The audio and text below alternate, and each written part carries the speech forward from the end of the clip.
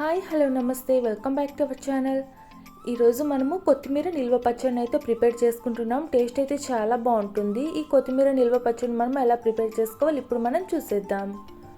ముందుగా మనం ఈ కొత్తిమీర నిల్వ పచ్చడిని తయారు చేసుకోవడానికి ఇలా 2 పెద్ద కట్టల దాకా కొత్తిమీరని తీసుకోవాలి.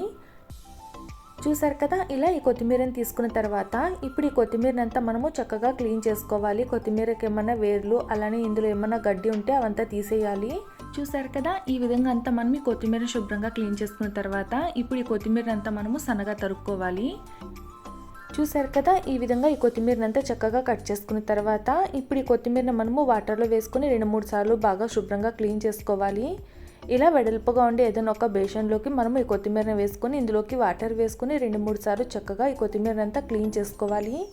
ఇలా ఈ కొత్తిమీరలో మట్టి అలా ఏదన్నా ఉంటే అంతా మనకు శుభ్రంగా వెళ్ళిపోతుంది.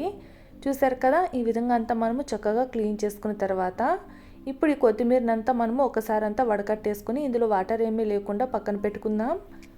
ఇలా ఈ కొత్తిమీరలో వాటర్ అంతా వడిగిపోయిన తర్వాత ఇప్పుడు ఈ కొత్తిమీరని మనం ఇలా ఫ్యాన్ గాలి కింద ఇంట్లోనే మనం ఇలా ఒక క్లాత్ పైన వేసుకుని కొత్తిమీరని ఆరబెట్టుకుందాం. ఈ లోపల మనం ఈ కొత్తిమీర ఆరే లోపల మనము పచ్చళ్ళలోకి ఆవాల మెంతిపిండిని తయారు చేసుకోవడానికి స్టవ్ ఆన్ చేసుకుని ఇలా ఒక పెనం పెట్టుకుందాం. ఇప్పుడు ఇందులోకి 1 టీ స్పూన్ దాకా మెంతులు అలానే 3 స్పూన్స్ దాకా ఆవాలు వేసుకుని వేయించుకోవాలి. ఇలా ఈ మెంతులు ఆవాలు మనము వేయించుకునేటప్పుడు మంటను స్లో ఫ్లేమ్లో పెట్టుకుని చక్కగా వేయించుకోవాలి. ఇవి మనకు ఎక్కువగా మాడిపోకూడదు, కాస్త ఇలా లైట్గా ఫ్రై అయితే సరిపోతుంది. చూసారు కదా, ఈ విధంగా ఈ ఆవాలు మెంతులు మనము చక్కగా వేయించుకున్నాం కదా. ఇలా అంతా వేయించుకొని స్టవ్ ఆఫ్ చేసుకుని వీటిని ఒక ప్లేట్లోకి తీసుకొని పక్కన పెట్టుకుందాం. అలానే పెనంలో వదిలేసాం అనుకో పెనం వేడిగా ఉంటుంది కాబట్టి ఎక్కువగా వేగిపోయి మాడిపోయి చేదు వచ్చేస్తుంది. అందుకని మనము స్టవ్ ఆఫ్ చేసుకుని వీటిని వెంటనే ఒక ప్లేట్లోకి తీసుకుని చల్లారబెట్టుకోవాలి. ఇలా ఇవి మనకు చల్లారిన తర్వాత మెత్తగా పౌడర్ చేసుకుని పక్కన పెట్టుకుందాం. ఈ లోపల మనము ముందుగానే కొత్తిమీరను మనము ఆరబెట్టుకున్నాం కదా. ఇప్పుడు ఈ కొత్తిమీరని తీసుకోవాలి. ఇప్పుడు పెనంలో కొద్దిగా ఆయిల్ వేసుకొని మనం క్లీన్ చేసి పెట్టుకున్న కొత్తిమీరని ఇలా పెనంలోకి వేసుకొని వేయించుకోవాలి. చూసారు కదా, ఇలా ఈ కొత్తిమీర మనము పెనంలోకి వేసుకొని ఇలా అంతా 2 వైపులా తిప్పుకుంటూ కొత్తిమీరని అంతా మనము చక్కగా వేయించుకోవాలి. చూసారు కదండి, కొత్తిమీర అంతా మనకు చక్కగా వేగిపోయింది కదా. ఈ కొత్తిమీరలో తడేమీ లేకుండా ఈ విధంగా అంతా మనకు చక్కగా వేగిపోయిన తర్వాత స్టవ్ ఆఫ్ చేసుకుందాం. ఈ కొత్తిమీర అంతా మనము కాస్త చల్లారబెట్టుకోవాలి. ఇలా మనకి కొత్తిమీర చల్లారిన తర్వాత మనము మిక్సీ పట్టుకుందాం. అలానే ఇప్పుడు మనము చింతపండు నానబెట్టుకోవడానికి ఇలా ఏదైనా ఒక మెజర్మెంట్ కప్పు తీసుకుందాం. ఇప్పుడు ఈ కప్పులోకి మనము ఒక 1/2 కప్పు దాకా చింతపండుని తీసుకోవాలి. ఇప్పుడు ఈ చింతపండుని ఇలా ఒక బౌల్లోకి వేసుకుందాం. ఇలా ఈ చింతపండుని ఇలా ఒక బౌల్లోకి వేసుకున్న తర్వాత ఇప్పుడు ఇందులో కొద్దిగా వాటర్ వేసుకుని చింతపండుని ఒకసారి క్లీన్ చేసుకోవాలి. ఇలా ఈ చింతపండు మనము ఒకసారి క్లీన్ చేసుకున్న తర్వాత ఇప్పుడు చింతపండులోకి వేడి వాటర్ వేసుకొని చింతపండుని మనము నానబెట్టుకోవాలి. ఇలా ఈ చింతపండు అంతా మనకు చక్కగా నానిపోయిన తర్వాత ఇలా ఒకసారి అంతా మనం ఈ చింతపండు అంతా బాగా కలుపుకొని చింతపండు గుజ్జును తీసుకొని పక్కన పెట్టుకుందాం. ఇప్పుడు స్టవ్ ఆన్ చేసుకొని ఇలా ఒక పెనం పెట్టుకుందాం. ఇప్పుడు పెనంలో కొద్దిగా ఆయిల్ వేసుకోవాలి.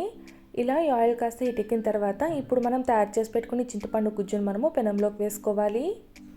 అలానే ఇందులోకి 1/2 టీ స్పూన్ దాకా పసుపు కూడా వేసుకొని ఒకసారి అంతా బాగా కలుపుకుంటూ ఉడికించుకోవాలి. చూసారు కదా, ఈ విధంగా అంతా మనము చక్కగా ఉడికించుకున్న తర్వాత ఇప్పుడు మనము ఏ కప్పుతో అయితే చింతపండు తీసుకున్నామో సేమ్ అదే కప్పుతో ఇందులోకి ఒక 1/2 కప్పు దాకా సాల్ట్ వేసుకోవాలి.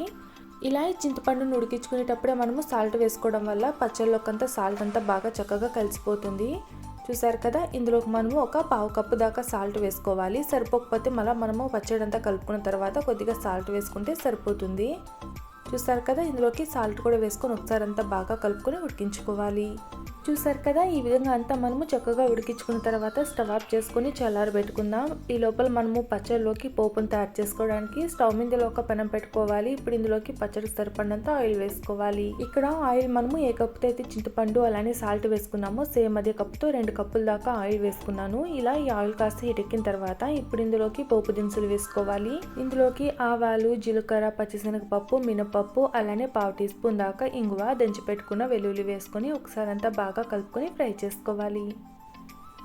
చూసారు కదా, ఈ విధంగా అంతా వేయించుకున్న తర్వాత ఇప్పుడు మనము స్టవ్ ఆఫ్ చేసుకుందాం. స్టవ్ ఆఫ్ చేసుకున్న తర్వాతనే ఇందులోకి ఎండుమిర్చి వేసుకోవాలి. అలానే మనము వేడి మీద వేసుకుంటే ఎండుమిర్చి మాడిపోతుంది. అందుకని మనము స్టవ్ ఆఫ్ చేసుకున్న తర్వాత ఇందులోకి ఎండుమిర్చి వేసుకొని ఒకసారి అంతా బాగా కలుపుకొని పక్కన పెట్టుకుందాం.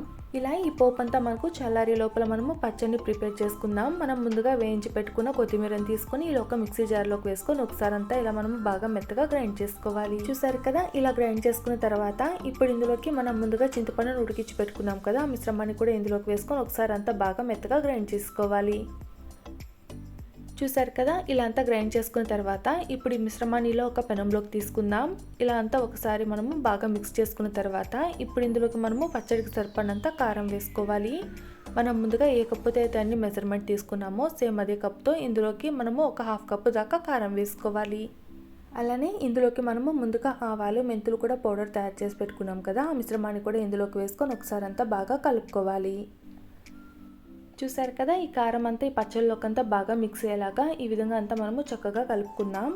ఇలా అంతా కలుపుకున్న తర్వాత ఇప్పుడు ఇందులోకి మనం ముందుగా తయారు చేసి పెట్టుకున్న పోపు కూడా ఇందులోకి వేసుకొని ఒకసారి అంతా బాగా కలుపుకోవాలి. ఇలా ఈ పోపు అంతా మనకు బాగా చక్కగా చల్లారిన తర్వాతనే ఇందులోకి మనము పచ్చడిలోకి వేసుకోవాలి. అలానే వేడి మీద వేసుకుంటే పచ్చడి అంతా చేదు వచ్చేస్తుంది. చూసారు కదా, ఈ పోపు అంతా మనకు చక్కగా చల్లారిపోయింది కదా. ఇప్పుడు ఈ పోపునంతా మనము ఈ పచ్చడిలోకి వేసుకొని ఒకసారి అంతా బాగా కలుపుకోవాలి. చూసారు కదండి, ఈ విధంగా అంతా కలుపుకుంటే మనకి ఎంతో టేస్టీగా ఉండి కొత్తిమీర నిల్వ పచ్చడి అయితే తయారైపోతుంది. టేస్ట్ అయితే చాలా బాగుంటుంది. మీరు ఒకసారి ఈ పచ్చడిని ట్రై చేయండి, ఎలా వచ్చిందో కామెంట్ చేయండి. చూసారు కదా, ఇలాంటి మరిన్ని రెసిపీస్ కోసం ప్లీజ్ నా ఛానల్ని సబ్స్క్రైబ్ చేసుకోండి, అలానే లైక్ చేయండి.